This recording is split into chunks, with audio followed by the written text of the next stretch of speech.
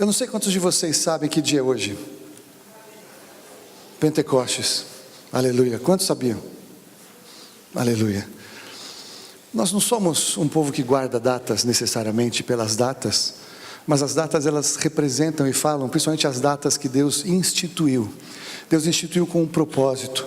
Deus instituiu porque Ele estabeleceu sempre ao longo do tempo memoriais. Deus é um Deus de memoriais. Deus é um Deus de fatos marcantes, Deus é um Deus de datas marcantes, e Ele espera que nós possamos guardar essas datas, para a glória dEle. Velhinha falou acerca de você lembrar o dia que você conheceu Jesus, e eu lembro o dia que eu conheci Jesus, mas talvez você nunca conheceu Jesus de verdade. Hoje é dia, essa é a noite. Mas ele estava falando também que nós precisamos ser úteis e ser bênção na mão do Senhor. E isso é possível quando nós estamos cheios do Espírito Santo. Quando nós estamos cheios de religiosidade não adianta nada. Quando nós estamos cheios de atividades externas, não há vida, não funciona, não se move, não tem sentido. Mas nós perdemos muito da realidade, da revelação de quem é Deus. Quem é Deus de verdade para você? Quem é Deus de verdade para as pessoas? Quem é Deus de verdade para a humanidade hoje? Muitos de nós na religiosidade, numa falsa religiosidade de liberdade, nós brincamos que Jesus é o cara, Jesus é o meu chapa, o cara lá de cima. E glória a Deus que Jesus pode nos chamar de amigo, e que Jesus nos traz para andar perto dele. Mas Jesus veio para revelar quem é Deus, e Pentecostes começou em Êxodo, capítulo 19, quando Deus foi se manifestar para dar a lei ao seu povo, e foi estabelecer o seu povo, e Deus foi estabelecer através da revelação das leis, a sua palavra. E querido, eu não vou ler todos os textos, eu quero encurtar, porque nós vamos adorar o Senhor ainda, mas eu quero que você entenda que quando Deus se revelou naquele lugar, no Monte Sinai, a coisa era tão tremenda que o monte fumegava, encheu-se de nuvens aquele lugar, o monte tremia, Deus falava com Moisés, Moisés falava com Deus, e o povo ficou longe de fora, o povo ficou até com medo da presença de Deus. E sabe o que acontece? Nós perdemos a noção de quem é Deus, nós perdemos a reverência acerca de quem é Deus, nós perdemos a nossa compreensão de quem é Deus, nós tratamos Deus como quase qualquer coisa. Muitas pessoas reduziram Deus a um pedaço de barro, numa forma de uma imagem. Muitas pessoas reduziram Deus à imagem de uma pessoa que canta, ou que toca, ou que prega, ou que ora. Muitas pessoas reduziram Deus a um amuleto de sorte. Então nós perdemos a revelação de quem é Deus. E se Deus descesse mesmo naquele monte de verdade, não sobrava nada, porque a glória do Senhor consumiria tudo. Deus é um fogo consumidor. E Ele revelou naquele dia a sua palavra. Deus deu a lei, Deus deu a palavra, Ele estava estabelecendo o seu povo naquele momento. E o objetivo da palavra era revelar para o homem a total inadequação do homem diante dele. Não havia nada que o homem pudesse fazer diante de Deus para agradá-lo. Por causa da sua gloriosa presença, era compreensível para aqueles que estavam lá. Mas passado o tempo, a lei revela para você e para mim que não há como você e eu agradarmos a Deus cumprindo a lei. É impossível cumprir a lei. E Deus nem colocou todas as leis dele, Deus nem revelou tudo quem Ele era. Ele deu algumas leis para a humanidade, e a humanidade tentando cumprir essa lei, ela vai descobrir que ela não consegue, porque Deus é muito mais alto. Deus, Ele é impossível de ser saciado na sua santidade, através das suas obras e das minhas obras. Deus é. Ele fala acerca dele, Ele falou para Moisés: se perguntarem quem eu sou, diga, eu sou, te enviou. Eu sou o que sou, te enviou. Eu sou, mas o que significa eu sou o que sou? Deus fala o seguinte, é o máximo que eu consigo falar para você começar a tentar me entender, é eu dizer para você que eu sou. E aí, aquele dia, aquela data, 7 semanas depois do umbral na porta, 7 semanas depois daquela última praga que libertou o povo do Egito, Deus se revelou no monte e deu a sua lei, e ali Ele estabeleceu Israel como uma nação organizada pela palavra de Deus, pela lei do Senhor, e Ele se revelou para eles a partir daquele momento. Na verdade, a lei não era um fim em si mesmo, mas a lei mostrava a incapacidade do homem de agradar a Deus, porque a lei, a palavra, revelava a própria palavra que havia de vir. Deus não é um Deus de letra, Deus é um Deus de vida. Ele nos revela que a letra mata, mas o Espírito vivifica. Então Ele fez com que a própria lei fosse feita em carne, com que Ele, Deus inalcançável, incompreensível, intangível para você e para mim, Ele se revela na pessoa de Jesus, Emanuel, Deus conosco, Deus reconhecido em figura humana. E Jesus vem e anda aqui na terra, e Ele então cumpre a lei. E aí diz para você e para mim: agora você não precisa cumprir mais. Eu sei que você não podia, mas agora menos ainda você precisa cumprir para a salvação, porque eu sou a própria revelação, eu sou a palavra, eu sou o verbo. Jesus era o verbo, é o verbo eterno de Deus. E Jesus vem para revelar o acesso ao Pai, vem para trazer a manifestação do amor e da graça de Deus, incompreensível para você e para mim. Mas muitos de nós, pela revelação tremenda de Jesus, perdemos a compreensão de que Jesus nos leva a Deus, e que Deus continua do mesmo jeito que Ele era no Monte Sinai. Jesus continua o mesmo que Ele era antes da criação acontecer, antes dos filósofos da física e da biologia quererem achar que tinha alguma coisa que explodiu no Big Bang. Deus estava lá antes, bilhões de anos antes, porque Deus é. Mas embora Ele seja tudo isso, Ele se revela a você e a mim, através de Jesus, na cruz do Calvário. E se você nunca entendeu a salvação, hoje é um dia de você entender a salvação. Se você nunca entendeu o seu relacionamento com Deus, hoje é o dia de você entender que só pode ter relacionamento com esse Deus através de Jesus. Mas hoje é Pentecostes. Jesus, Ele viveu por aqui 33 anos.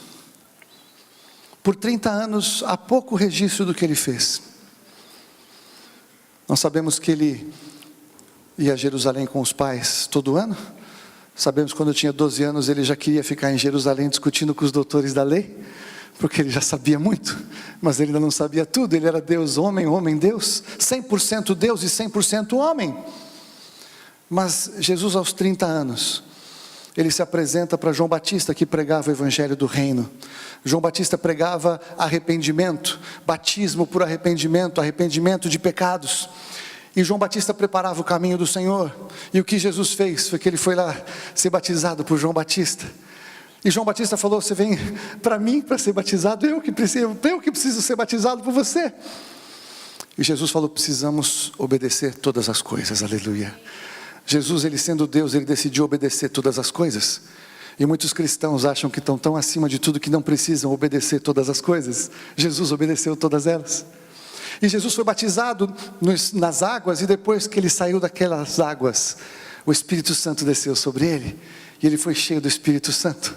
E depois de cheio do Espírito Santo, em 3 anos e meio, Jesus mudou a história conhecida e a não conhecida da humanidade, porque Jesus precisava estar cheio do Espírito Santo. Ele tinha a palavra, Ele era a palavra, e agora Ele tinha o Espírito, e Ele cheio da palavra e do Espírito, Deus olhou para Ele e falou: esse é o meu filho em quem eu tenho prazer. Vocês precisam ouvir o que Ele está falando. Esse é a minha manifestação de amor, essa é a minha manifestação de salvação, Ele é a minha manifestação de vida, Ele é a maneira melhor que eu posso fazer para ser compreendido por vocês que vivem aí na terra, como eu criei, não mais como eu tinha planejado para ser.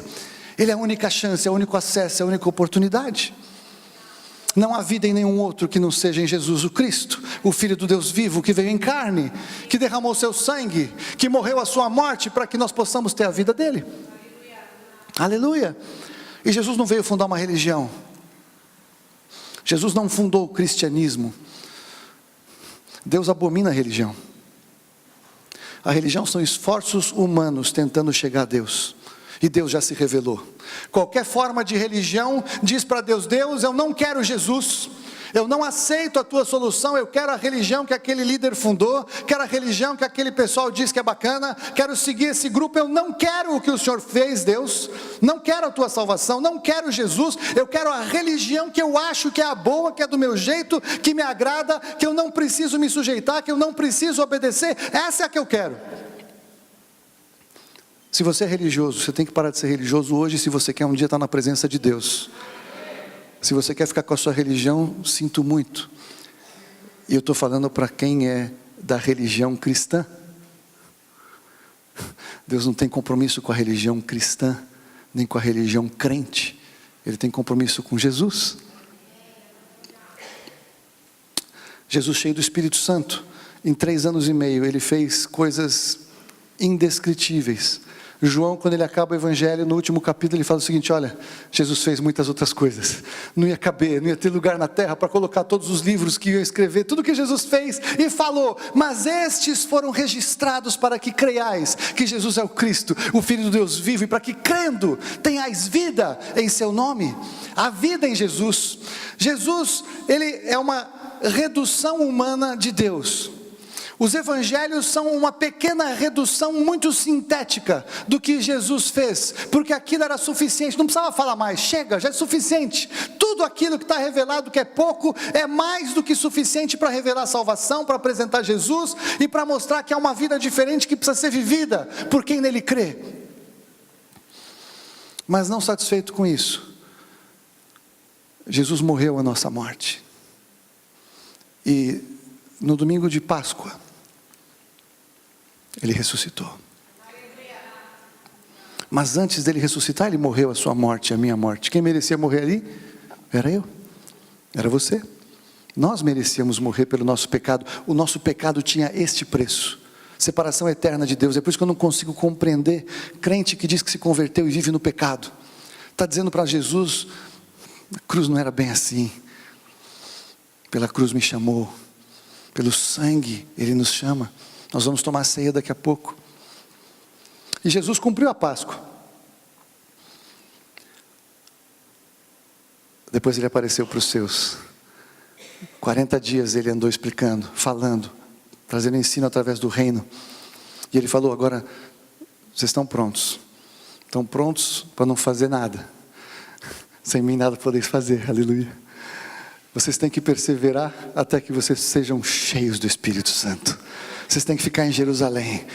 Vocês já mostraram que vocês sabem fazer muitas coisas, mas também já mostraram que vocês são inconstantes, insuficiente o que vocês têm recebido. Pedro tinha negado Jesus 3 vezes. Os discípulos tinham ido embora quando Jesus morreu, acharam que tinha acabado tudo. Os discípulos do caminho de Emaús, que tinham andado tanto tempo com Jesus, não reconheceram Jesus quando ele ressuscitou. Pedro, quando estava pescando, não reconheceu Jesus quando ele ressuscitou. Eles precisavam ser cheios do Espírito Santo. Eles precisavam ser transformados de quem eles eram. Eles já tinham recebido a palavra, eles já tinham recebido o ensino, a lei já estava neles, mas agora eles precisavam do poder de Deus. E foi exatamente isso que Jesus falou: mas recebereis poder ao descer sobre vós o Espírito Santo. Para fazer o quê? Para serem testemunhas. Nós só podemos ser testemunhas cheios do Espírito Santo. Quando você não tem o Espírito Santo, você pode tentar falar de Jesus para alguém, você vai estar falando de uma outra religião, e vai cair num bate-boca de debater quem tem razão, quem está certo ou quem está errado. Mas quando o Espírito Santo de Deus está em você, você não precisa explicar religião, você começa a falar do amor de Deus e o poder de Deus que está contido na revelação do Evangelho. Se você tem o poder do Espírito Santo em você, este poder explode as resistências, explode o coração, cai por terra todo o raciocínio, toda a lógica, toda a soberba humana, e a pessoa tem que reconhecer que é Jesus o Salvador. E eu lembro o dia que eu fiz isso, e eu tinha 10 anos de idade. Eu já contei aqui, eu tinha 7 anos numa escola bíblica de férias. Teve lá o convite para receber Jesus e eu fui. Levantei a mão, fui fazer a oração, e eu com 7 anos, quando entrei naquela salinha que estavam as tias para explicar a salvação, eu estava lá e eu tinha certeza no meu coração. Eu falei: está muito bacana isso, mas eu não estou me convertendo de verdade. Com 7 anos eu tinha consciência de que eu não estava me convertendo de verdade. Depois, com 10 anos, eu entendi. E para mim foi interessante, eu já falei aqui, mas eu vou falar porque essa palavra é importante para alguém. Eu era de uma família de gente crente de muito tempo, eu era bisneto de pastor. E nessa igreja, que eu naquele dia não tinha me convertido, eu mudei para uma outra igreja, meus pais mudaram para uma igreja lá no Itaim, onde eu morei por um tempo. E eu tinha 10 anos.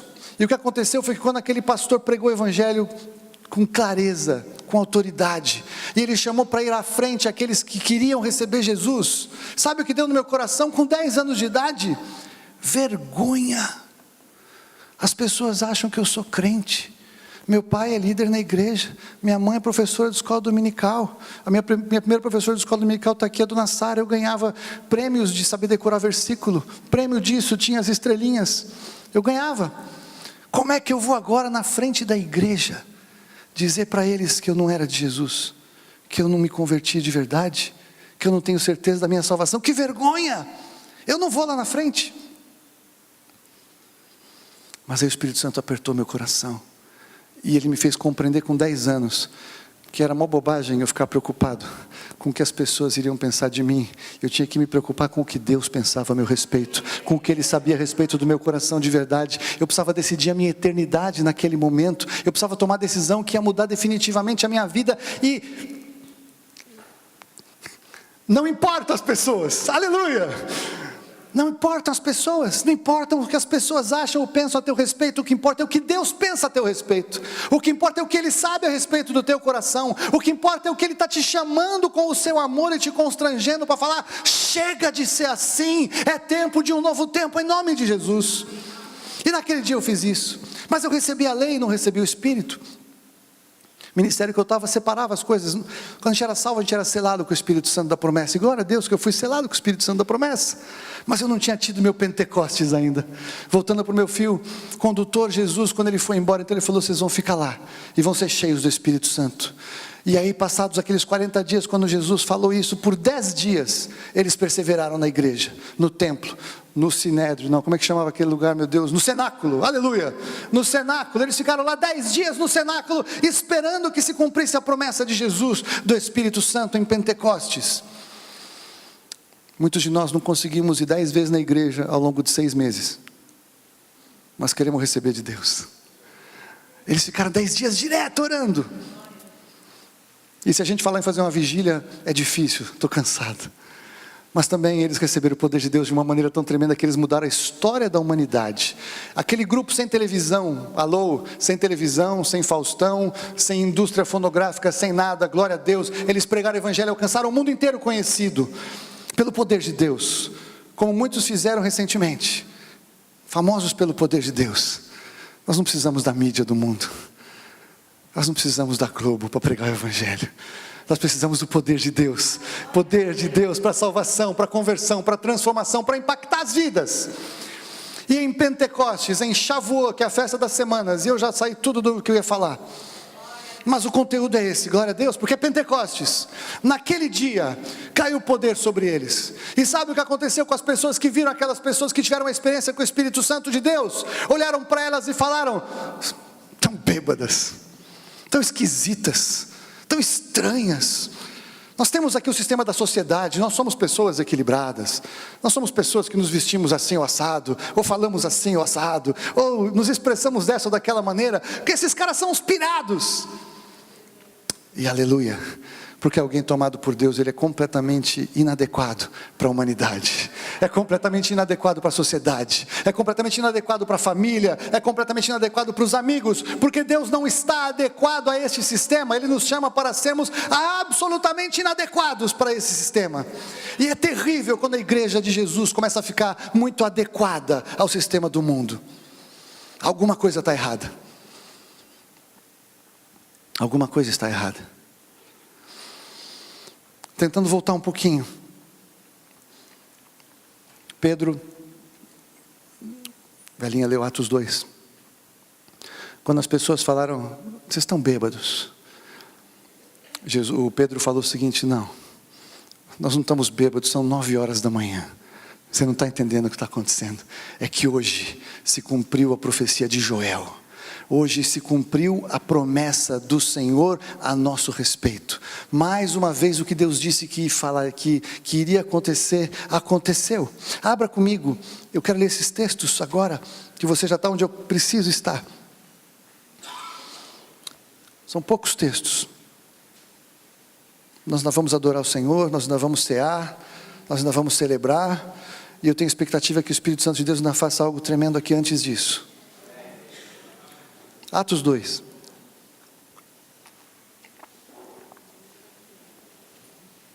Aliás, deixa assim, já abre Atos 2, deixa um dedo ali, abre Joel 2 e deixa um dedo lá. Nós vamos ler as duas coisas. Nós vamos ler a profecia, vamos ler o cumprimento da profecia, e aí vocês vão entender o que eu quero trazer sobre a tua vida hoje em nome de Jesus. Atos 2 e Joel 2. Põe um dedo em cada um. Glória a Deus.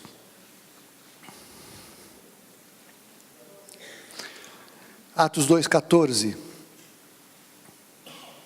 Então se levantou Pedro com os 11, e erguendo a voz, advertiu-os nestes termos: varões judeus e todos os habitantes de Jerusalém, tomai conhecimento disto e atentai nas minhas palavras. Estes homens não estão embriagados, como vindes pensando, sendo esta a 3ª hora do dia, mas o que ocorre é o que foi dito por intermédio do profeta Joel. E acontecerá nos últimos dias, diz o Senhor, que derramarei do meu espírito sobre toda a carne. Vossos filhos e vossas filhas profetizarão, vossos jovens terão visões e sonharão vossos velhos, até que sobre os meus servos e sobre as minhas servas derramarei do meu espírito naqueles dias e profetizarão. Mostrarei prodígios em cima no céu e sinais embaixo na terra, sangue, fogo e vapor de fumaça. O sol se converterá em trevas e a lua em sangue, antes que venha o grande e glorioso dia do Senhor, e acontecerá que todo aquele que invocar o nome do Senhor será salvo. Aleluia!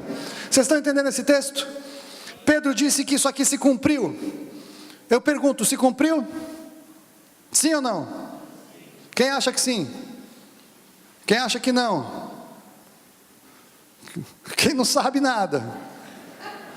Quem está em dúvida?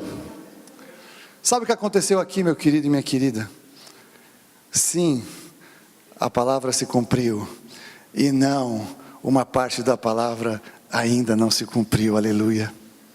Aleluia, você já vai entender o que eu quero falar. Vamos para Joel 2, porque eu preciso trazer para você um entendimento acerca do que o profeta estava falando.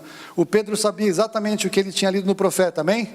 Ele não estava falando de improviso, ele estava falando cheio do Espírito. O Espírito inspirou o profeta, o Espírito tomou Pedro, então era o Espírito Santo de Deus falando ali, amém? Então o Espírito Santo sabia o que estava escrito em Joel 2, amém? Glória a Deus. Capítulo 2, versículo 23, alegrai-vos, pois, filhos de Sião, regozijai-vos no Senhor vosso Deus, porque Ele vos dará em justa medida a chuva, fará descer como outrora a chuva temporã e a serôdia, as eiras se encherão de trigo e os lagares transbordarão de vinho e azeite, restituir-vos-ei os anos que foram consumidos pelo gafanhoto migrador, pelo destruidor e pelo cortador, o meu grande exército que enviei contra vós outros, comereis abundantemente e vos fartareis, louvareis o nome do Senhor vosso Deus, que se ouve maravilhosamente convosco, e o meu povo jamais será envergonhado. Sabereis que estou no meio de Israel, e que eu sou o Senhor vosso Deus e não há outro, e o meu povo jamais será envergonhado. Ele repetiu, e acontecerá depois, que derramarei o meu espírito sobre toda a carne, vossos filhos e vossas filhas profetizarão, vossos velhos sonharão, e vossos jovens terão visões, até sobre os servos e sobre as servas derramarei o meu espírito naqueles dias, mostrarei prodígios no céu e na terra, sangue, fogo e colunas de fumaça, o sol se converterá em trevas e a lua em sangue, até que venha o grande e terrível dia do Senhor, e acontecerá que todo aquele que invocar o nome do Senhor será salvo, porque no monte de Sião e em Jerusalém estarão os que foram salvos, como o Senhor prometeu, e entre os sobreviventes aquele a quem o Senhor chamar. Aleluia. Mas nós precisamos entender esse texto. Esse texto ele é importantíssimo. Na sequência do que Pedro falou em Atos 2, nós vemos que o profeta Joel falou acerca de 2 chuvas, não é isso? Chuva temporã e chuva serôdia, amém? Ele falou isso, está escrito? 2 chuvas. Quando Pedro falou se cumpriu hoje aqui, era dia de Pentecostes, era dia de derramamento, era dia das semanas, caiu a primeira chuva, derramamento do Espírito Santo, amém? Está escrito aí, lemos, mas ele falou de 2 chuvas, 2 chuvas, e veja que na sequência, ele diz, versículo 25, restituirei os anos que foram consumidos pelo gafanhoto, vocês fartarão, jamais serão envergonhados. Isso já está acontecendo com os filhos de Deus? Não, essa parte ainda não se cumpriu. Aí quando ele diz, e depois derramarei do meu espírito, ele de novo está falando de um evento futuro, que ainda não tinha se cumprido, e se cumpriu em Atos 2, chuva temporã e chuva serôdia, aleluia. Abra comigo, Tiago, capítulo 5, versículo 7, lá no fim da sua Bíblia.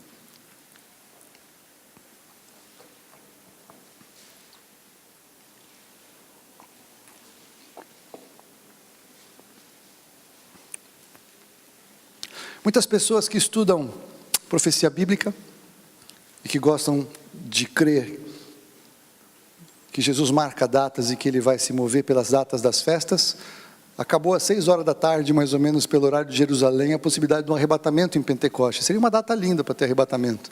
Sabia disso? Não. Se você não sabia, você quase que foi ou não ficou sem saber. Glória a Deus. Mas não tá, isso não é bíblico. Isso é uma forma de estudar. Amém? Mas veja o que Tiago fala no capítulo 5, no versículo 7. Sede, pois, irmãos, pacientes até... Eis que o lavrador aguarda com paciência o precioso fruto da terra, até receber as primeiras e as últimas chuvas.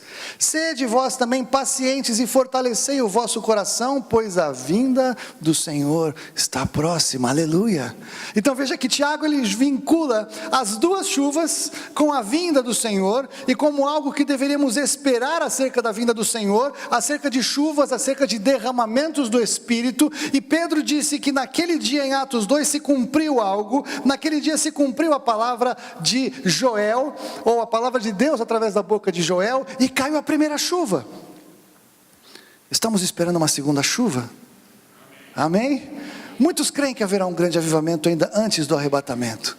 Muitos creem que esse avivamento será uma marca dos últimos tempos.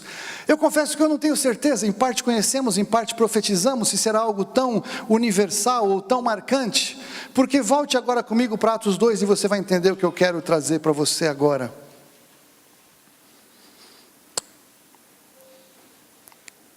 Atos 2. Eu quero agora então, à luz de Joel, à luz de Tiago, dividir a frase de Pedro em 3 partes. Está comigo aí? Atos 2,14, nós lemos. Aí Atos 2,17. Primeira parte. E acontecerá que nos últimos dias, diz o Senhor, que derramarei do meu espírito sobre toda a carne. Vossos filhos e vossas filhas profetizarão, vossos jovens terão visões e sonharão vossos velhos. Eu quero imaginar que isso foi o que aconteceu ali. Os filhos de Israel foram cheios, os filhos e as filhas, e todos tiveram uma tremenda visitação, um tremendo derramamento progressivo. Aí eu quero ter a ousadia de considerar essa aqui a primeira chuva, e pensar na segunda chuva.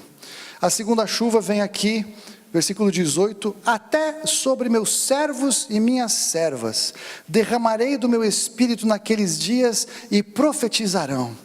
Para daí na sequência falar, e aí sim mostrarei prodígios em cima no céu e na terra, e o sol e a lua e tudo mais. Eu estou fazendo aqui uma licença profética e uma licença exegética nesse texto, só para trazer o seguinte pensamento: vai haver um derramamento somente sobre servos e servas. Vem o dia do Senhor, em que Ele vem para aqueles que são fiéis e que são achados servindo. Nós já estudamos muito sobre isso aqui na igreja. Pentecostes não necessariamente acontecerá em Pentecostes. Eu tive meu Pentecostes 13, 14, 16, 17 anos atrás. Você talvez já teve seu Pentecostes algum dia. Outros aqui nunca foram cheios do Espírito, nunca tiveram o seu Pentecostes ainda. Há uma promessa profética de que o Senhor, se você já recebeu a lei, o fogo do Espírito Santo cai sobre a tua vida. É uma promessa. Já aconteceu e continua acontecendo. Se você lê Atos, depois que caiu sobre aqueles primeiros, não acabou ali, mas eles impunham mãos sobre outros que recebiam, mãos sobre outros que recebiam, e foram transferindo essa unção, e foram multiplicando essa unção. Foi dessa maneira que eu recebi quando eu recebi. Mas talvez haja um avivamento para acontecer. Talvez haja ainda um avivamento, um derramamento para acontecer. Eu fiquei chateado e chocado, triste, quando o apóstolo Francisco Nicolau, ele falou aqui que o que aconteceu nos anos 90 foi um último grande derramamento que aconteceu na época contemporânea. Vocês estavam aqui quando ele falou? Quantos lembram isso? Naquela época eu fui batizado no Espírito Santo. Eu falei, ai Deus, mas que pena. Naquela época eu não entendia todas as coisas, eu era tão travado, eu era tão religioso. Se eu tivesse pronto, eu tinha aproveitado muito mais aquele mover. Mas ainda não veio o dia do Senhor, ainda na igreja de Jesus, a noiva não foi retirada daqui. Há uma esperança de um avivamento, há uma esperança de um derramamento maior. E se você que é aqui da igreja está ligado no que está acontecendo, é inegável que nós estamos passando por um pré-avivamento. Faz sentido o que eu estou falando? Vocês têm visto que tem acontecido nos cultos de oração, e eu sei que tem acontecido nos cultos de oração, tem acontecido no Vinho Novo, tem acontecido acontecido em outros lugares, tem acontecido no grupo profético que se reuniu aqui no sábado. Hoje, não é isso? Ontem teve um derramamento aqui. Então eu sei o seguinte: Deus, Ele pode estar nos chamando para esse avivamento. Deus pode estar cumprindo então um tempo em que Ele vai nos visitar, vai derramar, vai cair sobre a nossa cabeça algo semelhante a Atos 2. Eu posso crer, eu posso profetizar. E a minha pergunta é assim: onde é que você está nesse roteiro? E é aqui que eu quero fechar. Meu querido, minha querida, se você nunca recebeu a palavra de Jesus, hoje é o dia que você precisa receber a palavra. Se você nunca foi cheio do Espírito Santo, hoje é o dia que você precisa ser cheio do Espírito Santo.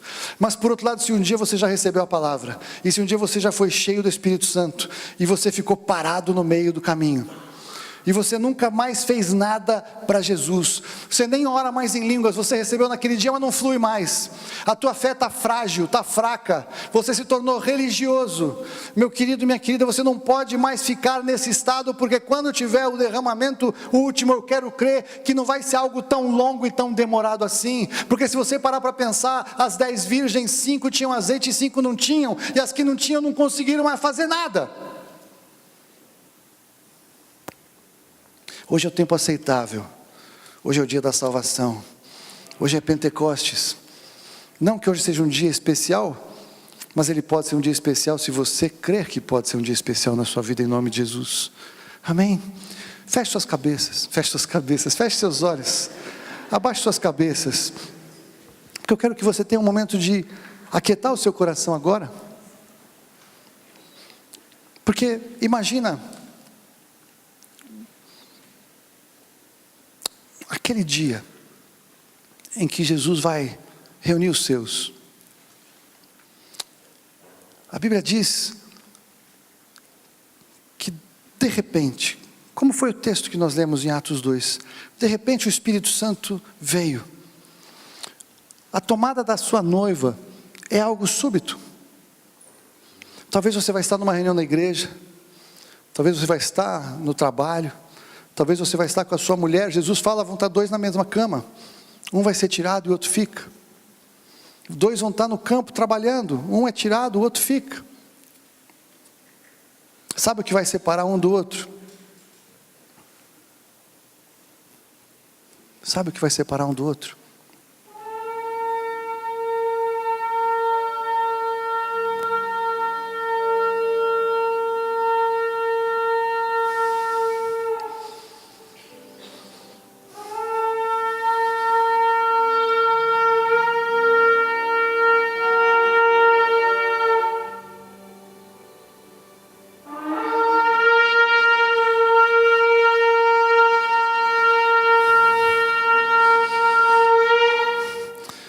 Um som assim, parecido com esse, vai separar um do outro.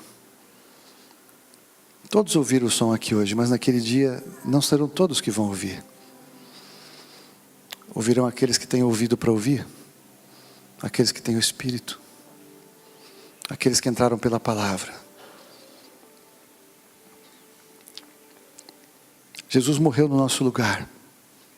O fato da morte dele ser suficiente para todas não quer dizer que todos são salvos.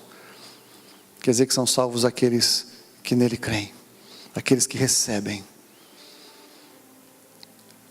São salvos aqueles que não somente creem no seu coração, mas confessam diante dos homens que são de Jesus e que querem se identificar com Jesus, que não têm vergonha de Jesus.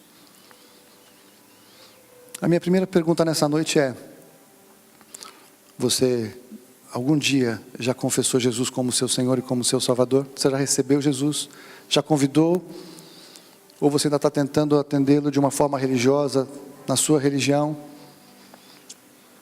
Se você quer Jesus, se você já tem ouvido de Jesus, eu quero abrir a oportunidade para você que nunca recebeu Jesus, fazer isso nessa noite. E a gente quer explicar para você. Mas se você quer Jesus, eu quero que você levante a sua mão, porque eu quero orar por você onde você está. Tem alguém aqui que quer Jesus, que nunca recebeu Jesus como Salvador, como Senhor das suas vidas? Tem alguém aqui hoje, primeira vez? Tem alguém? Então somos todos Jesus. Mas eu vou fazer uma pergunta a mais. Você algum dia já confessou publicamente que você é de Jesus? Você saiu do seu lugar e veio a um lugar público dizer: eu me identifico com Jesus, Jesus é o meu Senhor. Se você nunca fez isso, eu quero dar a oportunidade de você hoje fazer. Você já é de Jesus, ou você quer ser mais Jesus, ou você quer ter certeza de que você confessa que Jesus é o teu Senhor? Eu vou te convidar para você sair de onde você está e vir até aqui à frente, nós queremos orar por você. Tem alguém assim? Quer confessar Jesus hoje? Publicamente. Glória a Deus, pode vir. Glória a Deus. Eu gosto dos corajosos, tem sempre um que tem que fazer primeiro. Glória a Deus. Tem mais alguém? Quer fazer uma confissão pública? Eu sou de Jesus. Pode até não parecer muito bem. Talvez eu não vivi muito legal ultimamente, mas eu sou de Jesus. Eu quero confessar que eu sou de Jesus. Tem mais alguém?